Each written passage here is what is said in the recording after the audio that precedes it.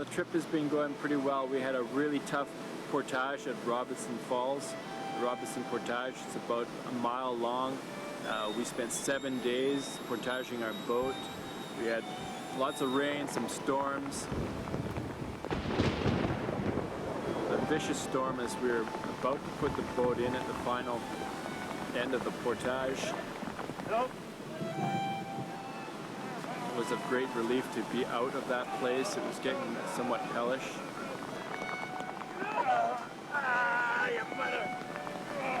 It was physically exhausting work, so we spent the last evening and today out on the water rowing.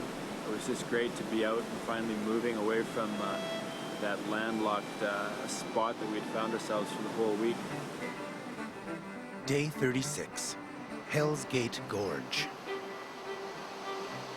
How are you feeling, Mr. Mustard? I'm scared. Any last words to your boys? Bye, guys. It's been nice knowing you. I'll see you up there, down there. Where am I sitting? The journey from Winnipeg to Hudson Bay has been an epic adventure so far. This morning, they're trying their luck at the gates of hell.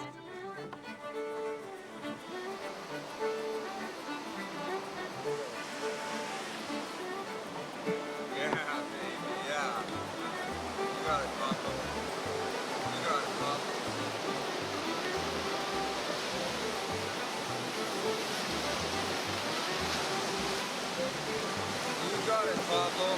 Beautifully done. Wonderful, man. Yeah. You got it. Yeah, baby.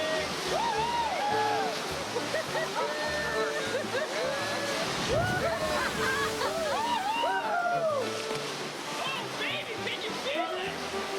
It's a Cadillac. It's a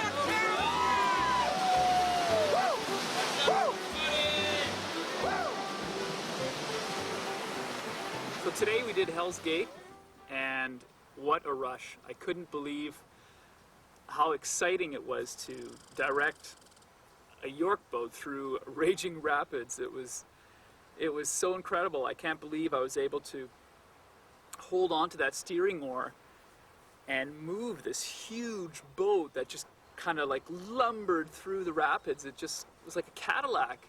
Felt like just split through the waves and crested them all, and it took a lot of force to hold on to that steering oar and push it where I wanted it to go. But I'm so excited about what lies ahead in terms of our rapids, the many rapids that we have to do, and I'm just giddy like a little kid before Christmas, anticipating all the fun and excitement. But their boat is called Bob.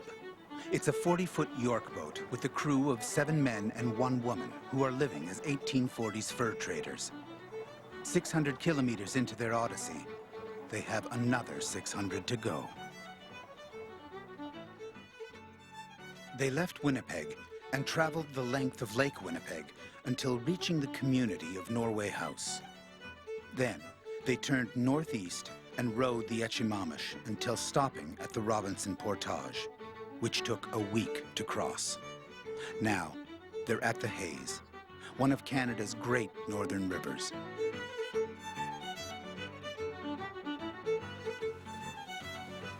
Many early Canadian explorers passed this way. With its beautiful vistas and killer rapids, travelers described the Hayes as a river of hell painted by the brush of heaven.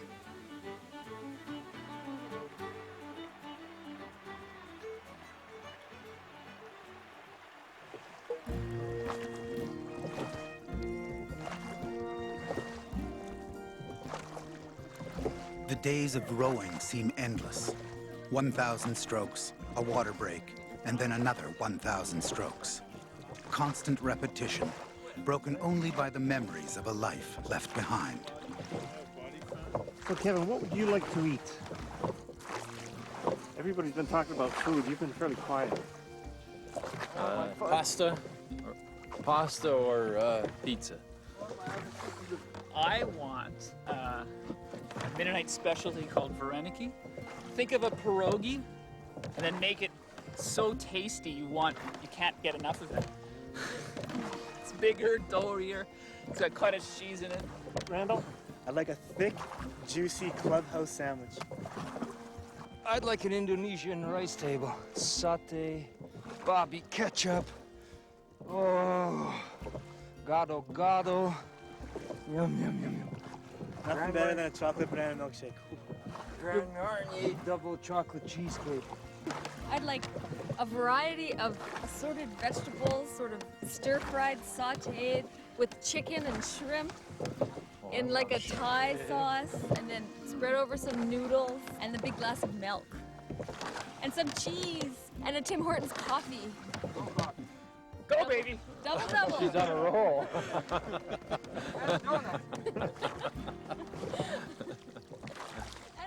No pot of gold under this rainbow. It will be pemmican for 8 later.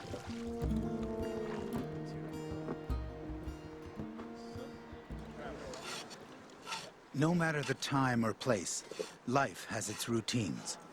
In 1840, the Yorkmen cooked twice a day, oatmeal and tea at dawn, bannock and pemmican at dusk. For the 21st century Yorkmen, the campfire was also an important ritual, a time of renewal and revelation. I committed my life to Christ when I was a teenager, and I guess it was confirmed after that in a miraculous way to me that God really cared about me. One of my legs was shorter than the other by about an inch and a quarter, and I went to a service where actually I think he was a businessman from Seattle, but he had a lay ministry and healing, so I went to a service where he was speaking, and then afterwards people came up if they felt they needed healing, and God miraculously healed my leg. It just lengthened in front of my eyes. It's kind of a warm, tingly feeling, and he had me jump up and down on it, and I guess was just kind of a confirmation to me that God cares about me and that he still does miracles. The journey is taking its toll, even on the ever-cheerful Paul Gosson. I got defeated in the kitchen today. Just too tired. I shouldn't have been in there. I was too tired and negative mood. So I couldn't make the pan do its magic. It's unusual for you. Yeah. I don't know. I just get in moods like that and everything comes out sour. But unfortunately, we got a good crew. They're not too bad, Paul. The brutal quest comes as no surprise to Jeff Cowie. His great-grandfather traveled this way by York boat in 1867 and left behind a diary. It was also the track upon which a novice had to undergo the ordeal to qualify as a first-class tripping man by running without a stop with a load of 200 pounds on his back from one end of it to the other, and repeating the round until his share of the boatload, 1,200 pounds, had been carried across.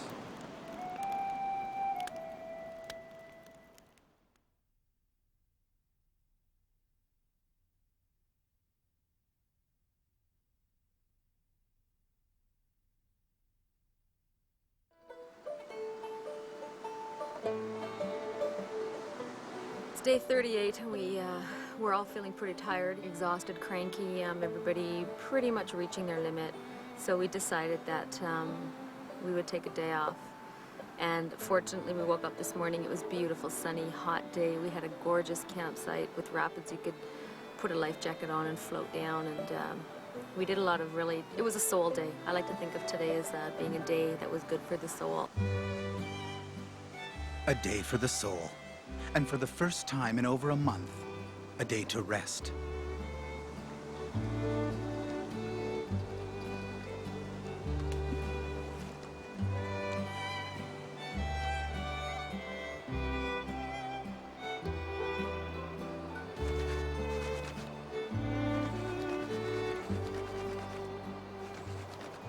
Kevin and Merritt's were up about 5 minutes before me. I bathed, washed some clothes, and now I'm doing some beating, which should take me the remainder of the day to finish. So, Yeah, it's relaxing. Probably hold on to it for the rest of the trip on me and then give it to my girlfriend when I get back.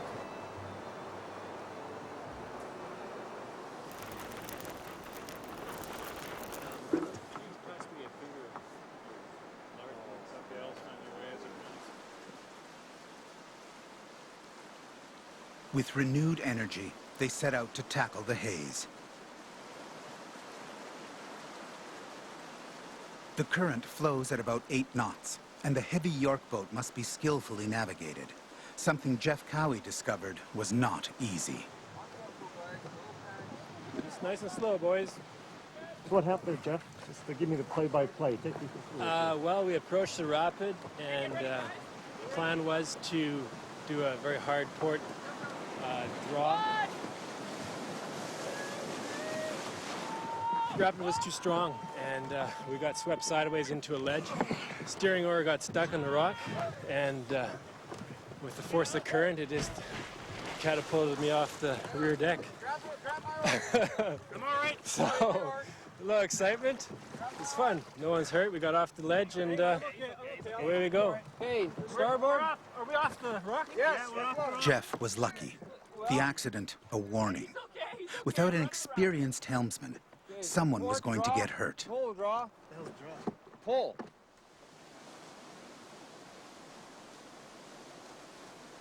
Dozens of rapids dapple the haze. Like the knots in a rope, each must be solved in its own way.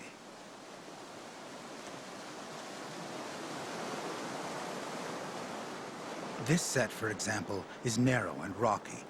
It's too shallow to run, so the Yorkmen try a dangerous technique called lining. First, a routine they've grown to hate, carrying the 4 tons of cargo past the rocks. If it doesn't work, we always have the option of belaying backwards and pulling it. Pulling it back up and portaging it. Yeah. That's something we want to do.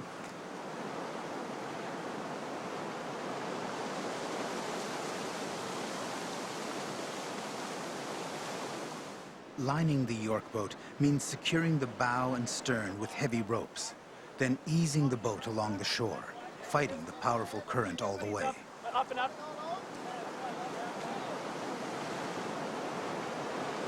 Out of the way there, boys! Here it comes. Hang on to it. Whoa! What the heck was that?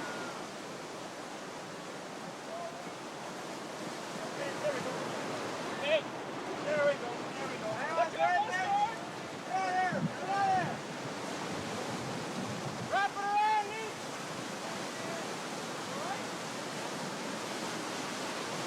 Everybody's okay.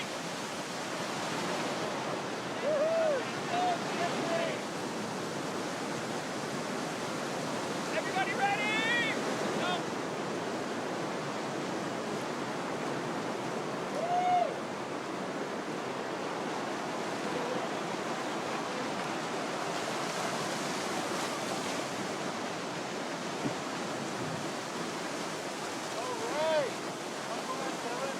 The lining works.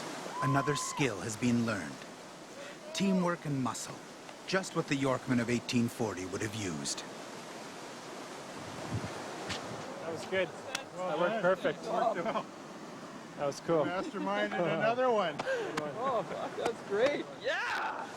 Well done. Good job, team. Saved us about 4 hours. Oh, jeez.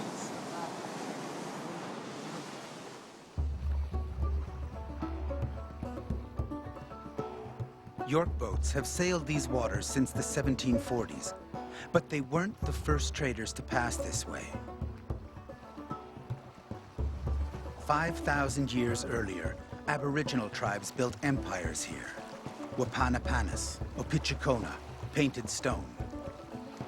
The lakes and rivers of northern Manitoba were the water roads for centuries of active trading. The appearance of a new sail on the horizon was a herald. Tradition would soon be replaced by opportunity. The time of gun and fur, fate and fortune was about to begin. So now we're into the second phase of the trip, which is getting up the Hayes River and to Oxford House and hopefully on to York Factory. Our York boat took a lot of beatings when we took it over the last portage, and when we were lifting it out of the water and trying to manhandle it over the portage, it's been flexing and the planks are loosening up, and when we put it into the water, the thing was leaking pretty good, and we've been constantly bailing it. So, you know, you really wonder how this thing's going to last, particularly if we decide to take it down some rapids, which, given the fact that portaging is so difficult, we might want to be taking that thing down the rapids as much as we can, just to avoid, you know, these portages. Day 40, Oxford Lake. It's early August, and the northern summer is almost gone. The rain falls constantly, and the crew fights swells more common to the Atlantic than Manitoba. Doing good, guys. Maritz Lunenberg is at the helm. He's the sailor on board. With the summer storm approaching, Maritz is seeking a safe harbor.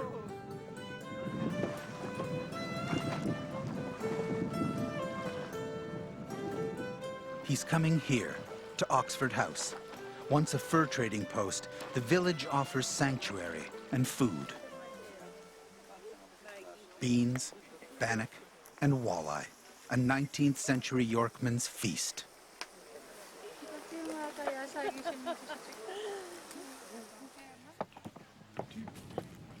York boats often sheltered here. Memories of the fur trade are fresh. 3 generations ago, local men crewed the boats. Hi, Tim. Maritz. Welcome. My great-grandfather used to travel from Cumberland House all the way up to Bruchet. I remember as a young kid when he was talking about his trips, his travels, how they'd have to sleep on rocks like this when they'd stop for the night. Every man was expected to carry 200 pounds when they were portaging, you know, part of daily life. For some, all for 75 cents a day. Imagine that, eh?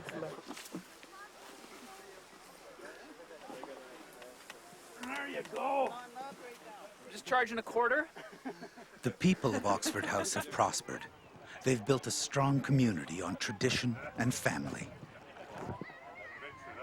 Well, my great-great-great-grandfather, William Sinclair, married a woman named Margaret Nataway, and I believe there are still members of the community, Nataway and Sinclairs here, so they would be in some way distant relatives of mine at some point along the way. So you're from the Sinclair family? Yes, It's Jeff's family was Sinclair as well. He was the first. One of his uncles has a resemblance. Yeah. Victor Sinclair. Yeah. Meet him. My cousin. Yeah. Yeah. He does. Same smile. Just like to thank you guys. The 19th century Scots crews who stopped here were bound by 5-year contracts. This crew has been away 5 weeks. They are homesick. I'm just finishing a letter to my family. Apparently permitted to send a short letter out from here to home, which is the first time. So, just finishing a 6-page letter to them.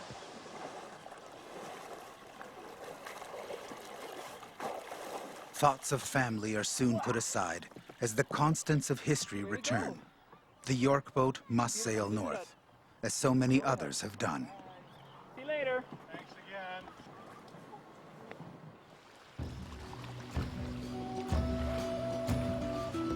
As the long journey continues, a transformation is slowly taking place. They are tired and dirty, lonely and wet. They are becoming Yorkmen.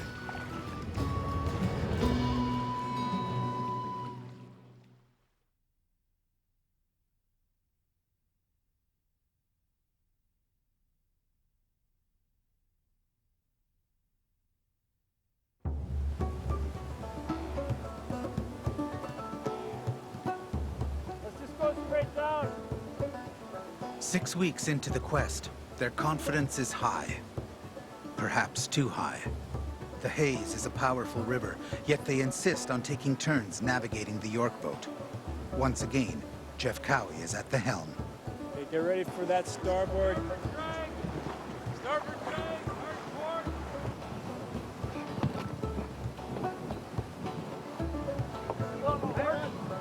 Okay, we're gonna hit here. Hang on.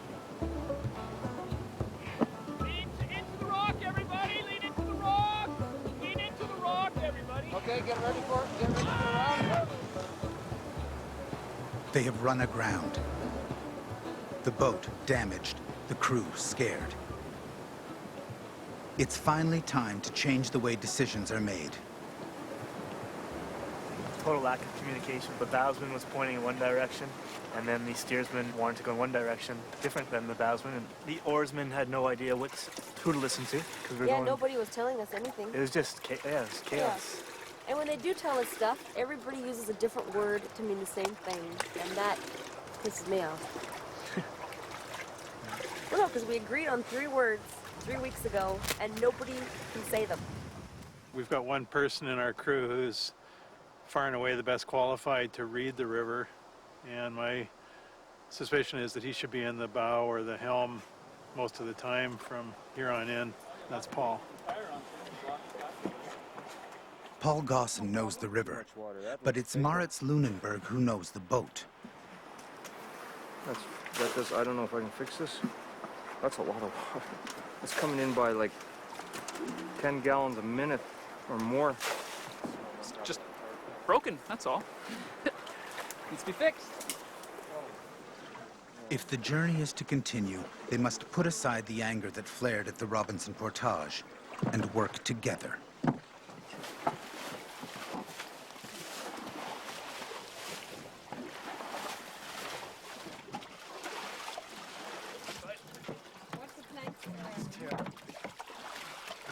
Oh, yeah. Oh! Bobby! Oh, that. You gotta take that out of the water. Watch it there. Watch it. Holy smoke. That's 2 planks, 3 planks. Oh, man. This one, that one. So we're here now trying to reassess the situation, and I think we're going to be here for some time because that boat's got some serious hits. What alternative are we going to have? It's either we shoot rapids and crack it up on the rocks, or we portage and crack it up on land. It's, either way, it's not looking good for poor Bob. There you go, folks. Back broken.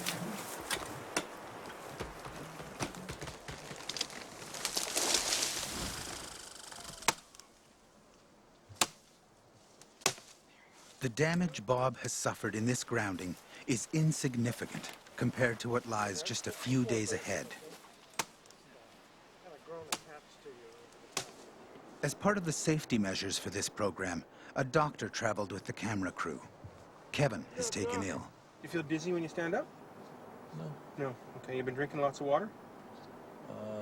Haven't lately. You should really try to make up for your loss in diarrhea with oral intake. So if you pee a quart, you drink a quart. Are you in pain? You have any abdominal pain? No. Just feel wiped, eh? Mm-hmm. Your main challenge is to keep up with fluid loss.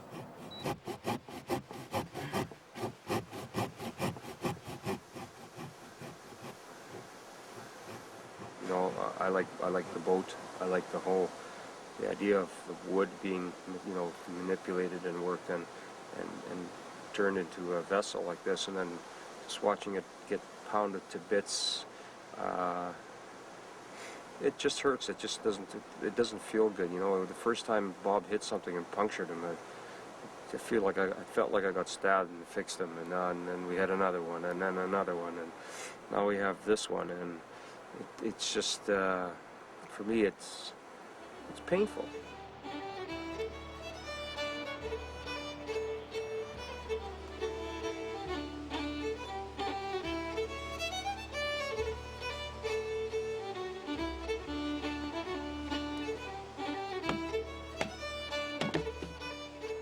Maritz Lunenberg is no quitter. While the crew portage the cargo, Maritz fights to keep Bob alive.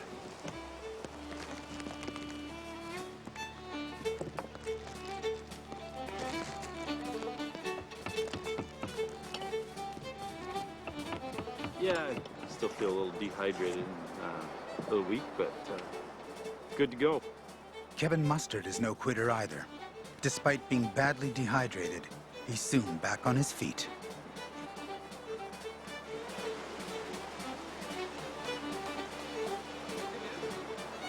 It looks like we can do the And Paul has found a way around the rocks. in a controlled manner.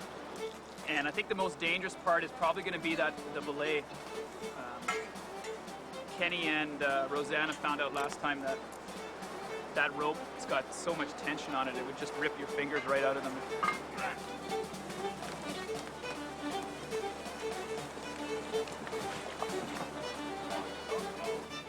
They've come together as a team and are underway. This time with the captain at the helm.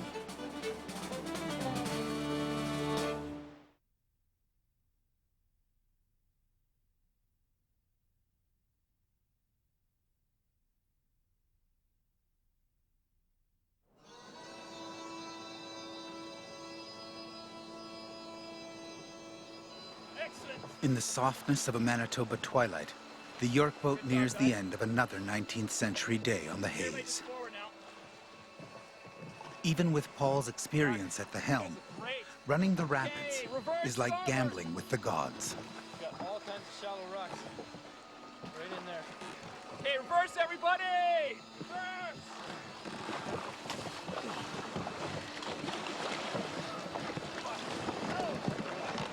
Okay, everybody lean, port side! Okay, what does the York boat do now?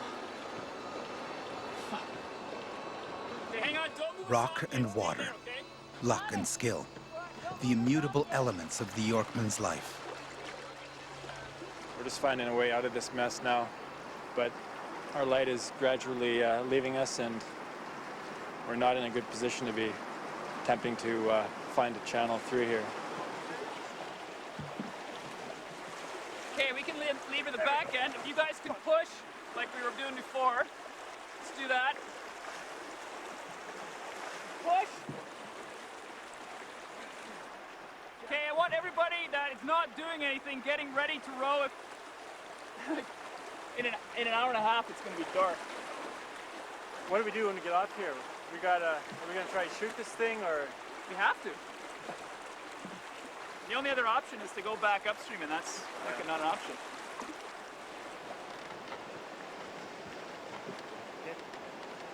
Just want to go to bed. I'm not cooking tonight. I don't give a crap. Okay, boat's going. Get in the water. Get in the boat. In the dying of the light, Paul Gosson takes one last chance to get through the rocky channel. Okay, we're good. We're in the clear. Forward. Yeah. Okay, drag starboard.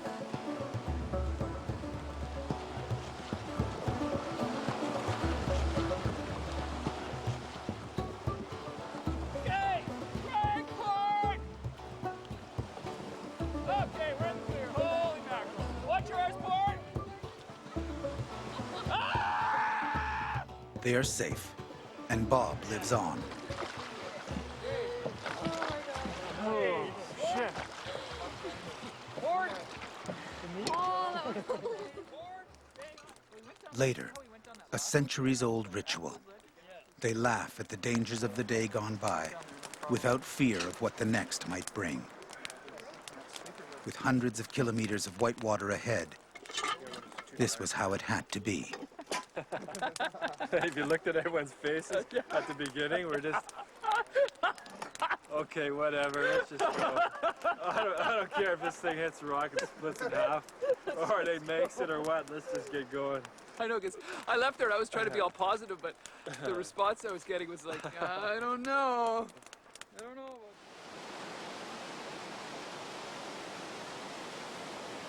Trout Falls, another portage.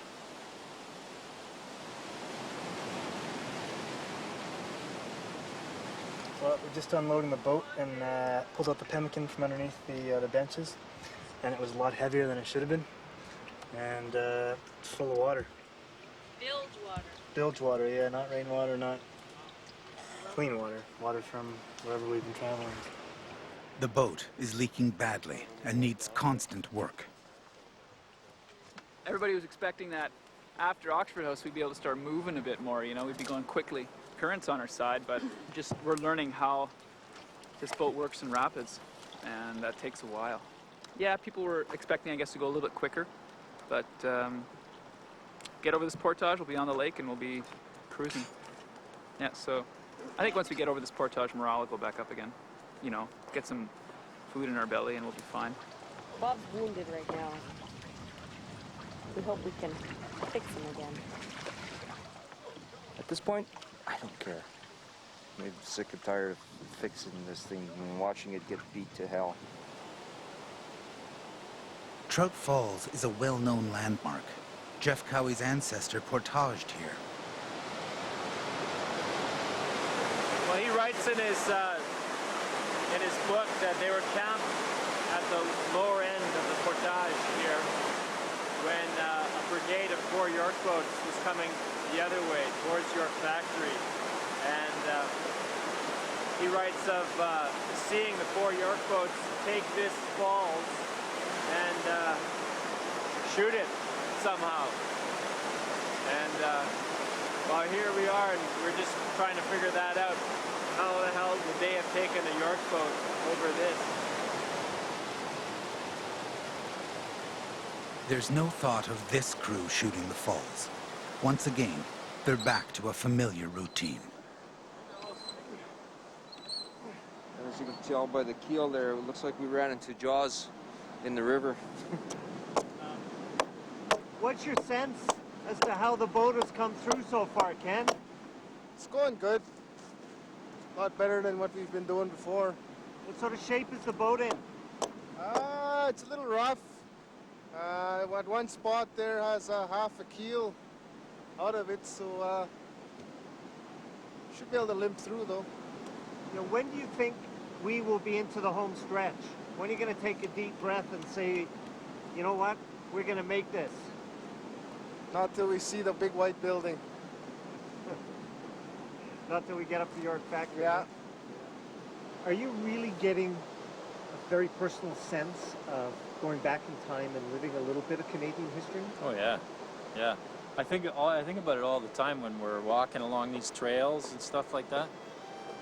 You're walking on a trail that's been dented deeply into the turf, and you know, thinking about, I wonder who walked here 150 years ago.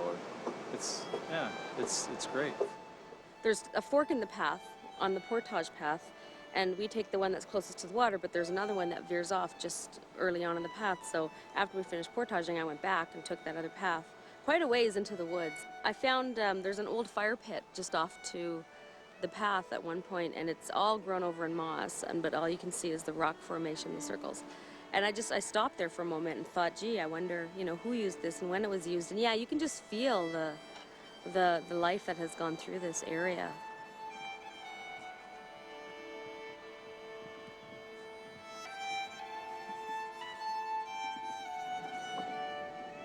The life that passed before was often taken away on this river. In 1840, Yorkmen found comfort in the Old Testament book of Psalms, which reads, "When the righteous cry for help, the Lord hears and rescues them from the waters." The Yorkmen of 2001 believed that they could take care of themselves.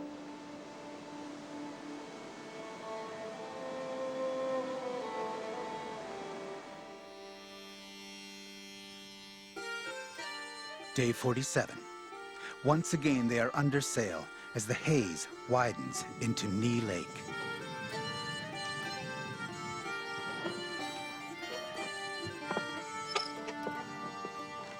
The bilge water is now above the floorboards.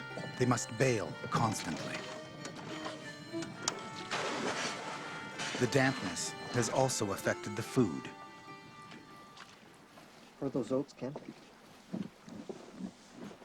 There's a bit of mold in them, so they're a bit rough. Yeah, that certainly does taste kind of different. Oh, the mold. Yeah, it's got flavor.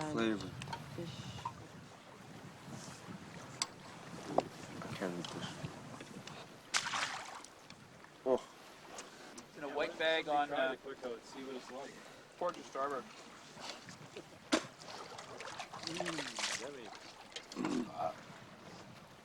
Did you eat, Randall? No. No? Why not? I don't know. I didn't feel like having oats for the second time today, especially cold. I'm just not hungry right now either.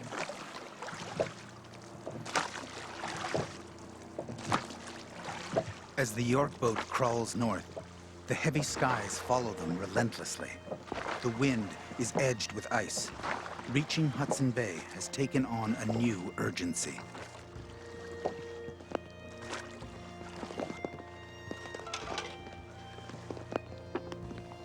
Hip hip hooray. 2 more weeks. 2 more weeks, yes. Chip chip, jolly jolly. How's that cold of yours this afternoon, Merritt? How is it? Yeah. Well, I'm feeling a little bit stuffed up, Don. Yeah, you don't look too good. No, I've been feeling not the best for the last couple of days. I think I'm just wearing on. I think I'm just wearing out. I was having a timeout for myself just to sort of get away from the group because I'm finding that I need my privacy, and laid down on the moss, sort of relaxing.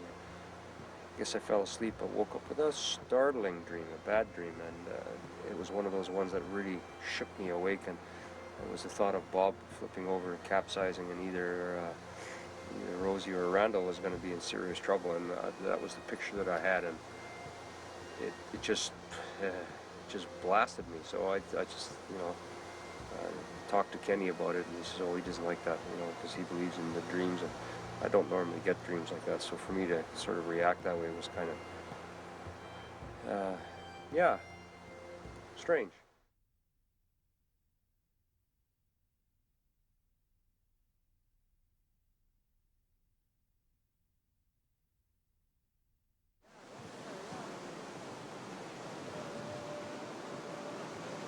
It's gonna be one of these. 2 weeks earlier, they would have had the strength to portage this rapid. Not now. The crew decide to run it. Unsure as to how, they place their faith in Paul. In 1840, the choice would have been similar: to live or die by the skills of the steersman. Remember, left, up the current a little ways. It's not that strong, not as strong as the other day. And luckily, we don't really have much of a problem lining up here. And Bob takes in the water. That's where I really get into it, where we're rowing and going forward and dragging and dropping, and the rapids, the big rapids where we just shoot right through.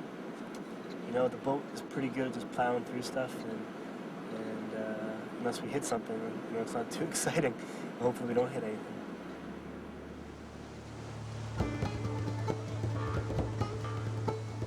This will be the last rapid of the day. Paul is confident, and the crew ready as brave Bob sails into battle with the waters of the mighty Hayes.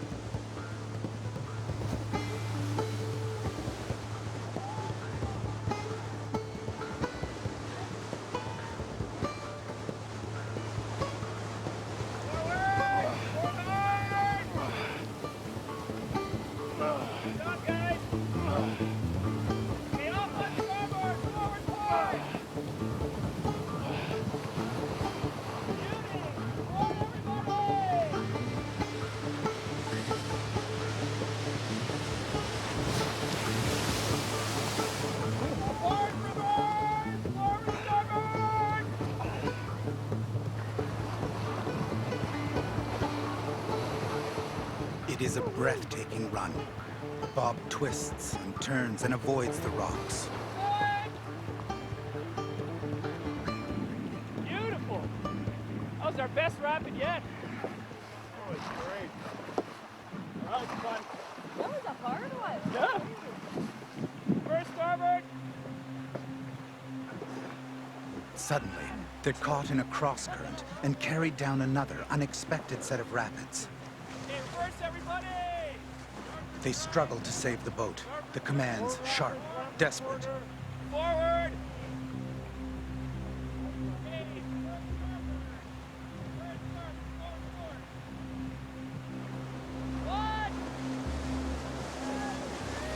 But the current is too strong, and the York boat glances off one rock, two rocks, then smashes sideways into a third.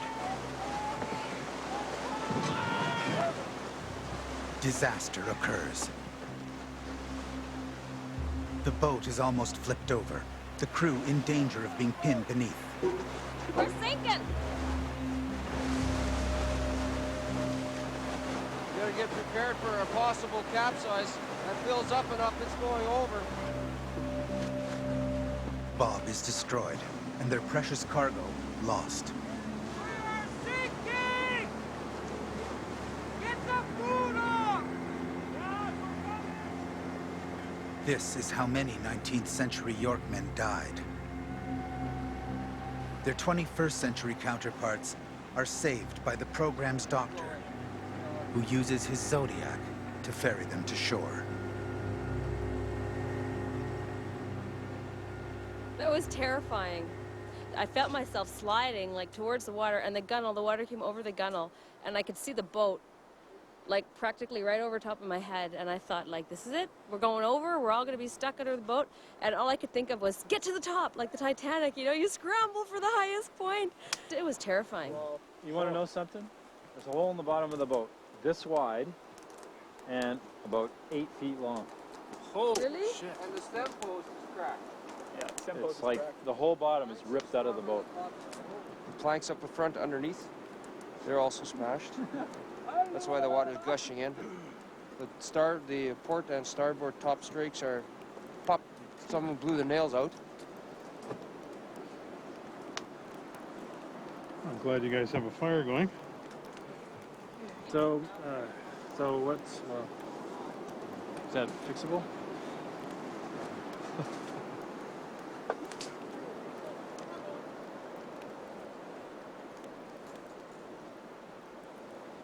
It's important that we get Bob out of the water as quickly as we can, because right now she's off of the main rocks we were on before. Okay. The longer she sits in, the more damage she takes. The quicker we get her to shore, the more chance there is of resuscitating her. A lot of pipe dreams here.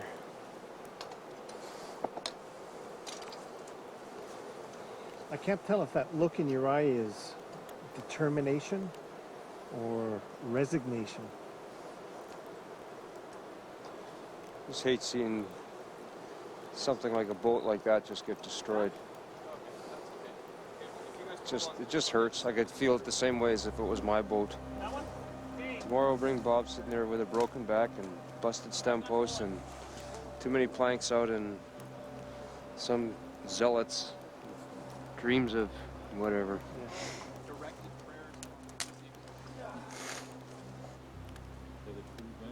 They are exhausted, isolated, and Bob badly damaged. Worst of all, the spirit of the group is shattered.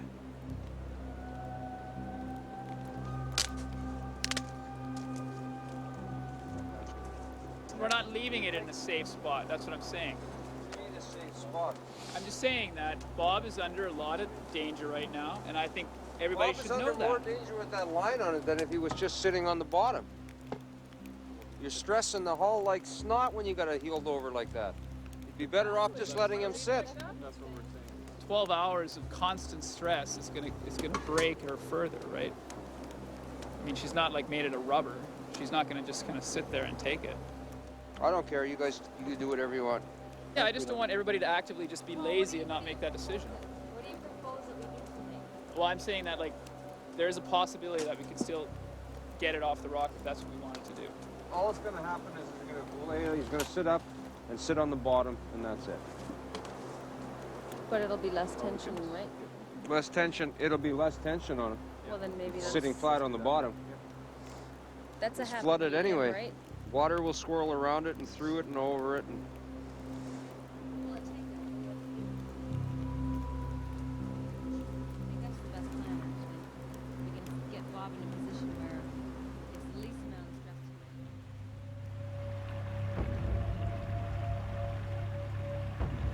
it. The morning light brings little comfort. Bob lies dying on the rocks, his hull splintered, his back broken. The Yorkmen of 1840 believed the resurrection might save their souls. the Yorkmen of 2001 would need a similar miracle to save their quest for the bay. Next time on Quest for the Bay. I think we can do it. I mean, if we really put our minds to it, we can work on it. You're not going to work on it? No, it's broken. I've got you on tape telling me it's been broken 2 or 3 times already. So why is this any different? Because this is the spine. Join us for the final episode of Quest for the Bay.